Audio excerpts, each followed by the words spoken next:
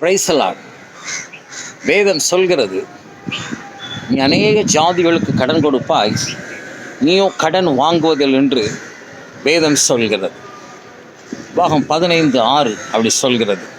இதை பார்த்து கொண்டிருக்கிற கர்த்தருடைய பிள்ளைகளே, கடனுக்கு மேலே கடன் வாங்கி கொண்டிருக்கிறேனே, என்னால் வட்டி கட்ட முடியலை, நான் இருப்பதை காட்டிலும் மறிப்பதே நலம் என்று நினைத்து கொண்டிருக்கிறீர்களோ?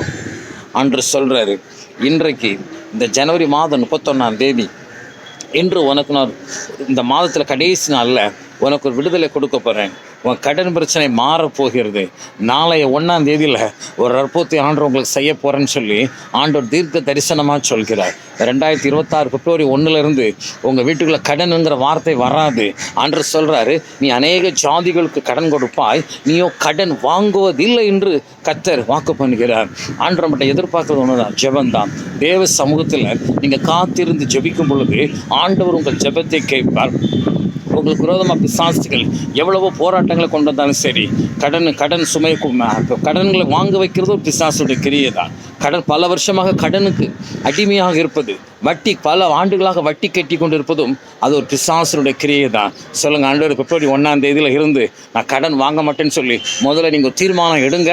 இந்த வருகிற 2026 பிப்ரவரி 1 கடன் பிரச்சனை உங்கள் வீட்டுக்குள்ள வராது. ஒரு சமாதானத்தை கட்டளையிடுவார். God plus.